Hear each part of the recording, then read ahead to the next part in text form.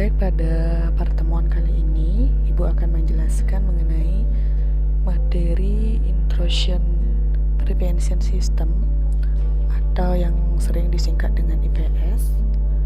Jadi materi ini merupakan materi lanjutan dari sistem keamanan jaringan, di mana sebelumnya kita telah membahas mengenai firewall dan IDS.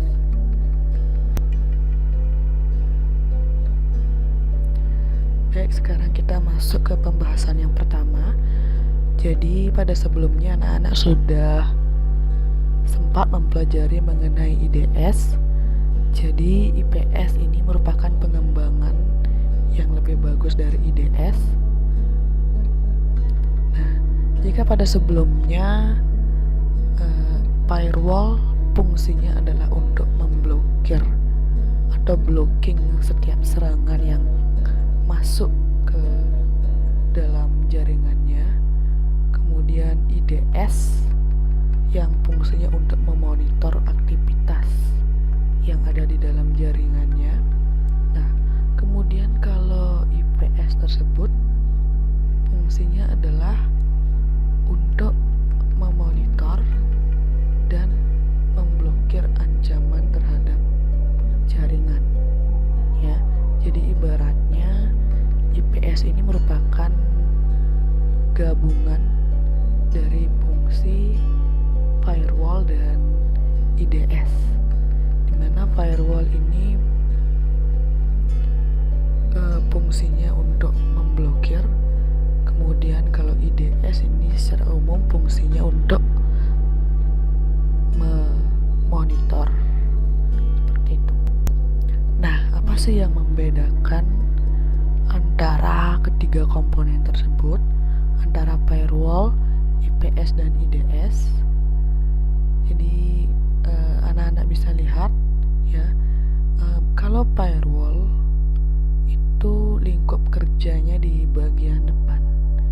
Ibaratnya firewall itu bagian terdepan dari sebuah jaringan, dimana kalau setiap ada serangan yang masuk ke dalam jaringan dari internet, maka sebelum masuk ke dalam jaringan, maka serangan tersebut akan berhadapan dengan firewall terlebih dahulu, karena firewall ini adalah garda terdepannya.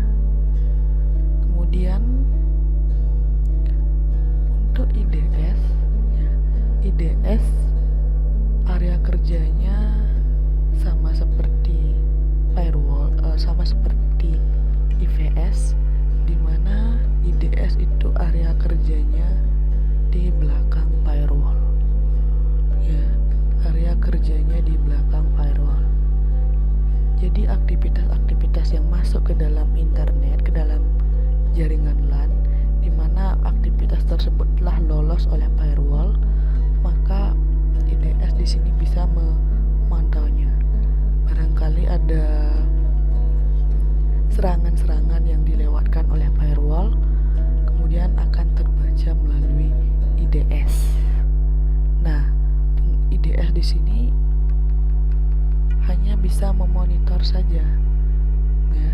Jadi sehingga ketika ada serangan yang lolos dari firewall, IDS tidak bisa menyetop atau memblokir serangan tersebut, meskipun IDS bisa membaca atau mendeteksi serangan tersebut.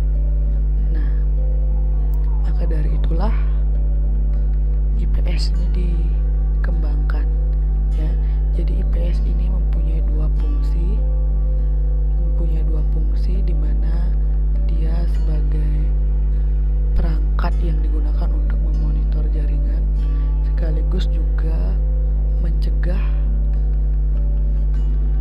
adanya serangan yang masuk ke dalam jaringan. Ya. Baik, pertanyaan selanjutnya adalah apakah IPS bisa bekerja tanpa firewall atau firewall bisa bekerja secara maksimal tanpa IPS? Ya. Nah, jadi sistem kerja firewall adalah biasanya dia tuh memblocking pada sumber, kemudian pada alamat tujuan serta port yang ada di dalam jaringan. Ya, jadi biasanya firewall ini ada sistem kerjanya adalah memblokir sistem-sistem yang berhubungan dengan sumber, alamat tujuan, dan port. Jadi biasanya ini digunakan untuk memblokir perangkat-perangkat tertentu atau komputer-komputer tertentu. Nah, sedangkan IPS ini sistem kerjanya melihat konten yang masuk ke dalam jaringan. Jadi contohnya misalnya ada konten yang berbahaya masuk, maka IPS bisa melihat karena dia melihat isinya. Sedangkan firewall setiap lalu lintas data yang masuk, dia melihat lalu lintas data tersebut dari alamat mana atau dari port mana. Sedangkan kalau IPS ini ketika ada lalu lintas data masuk ke dalam jaringan, maka yang dia lihat itu adalah isinya. Itu perbedaan antara kedua sistem keamanan ini, di mana firewall itu biasanya dia mengecek dari mana sumber informasi atau datanya. Kemudian kalau IPS itu biasanya dia mengecek isi dari konten data yang akan masuk ke dalam jaringan. Baik, jadi bisa disimpulkan adalah kalau firewall itu fungsinya sebagai blocking dan filter, ya. Kemudian kalau IPS ini fungsinya untuk memonitoring dan blocking.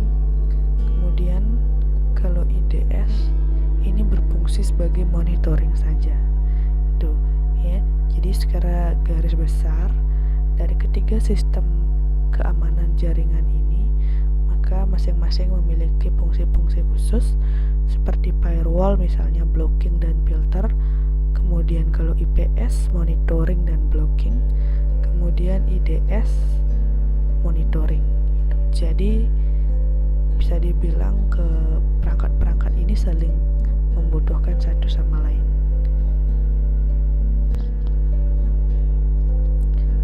Nah, kemudian beranjak ke jenis-jenis IPS, ya. Jenis-jenis IPS itu ada dua.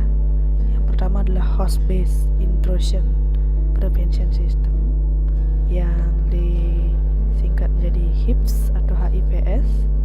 Kemudian yang kedua ini adalah NIPS atau network based intrusion prevention system.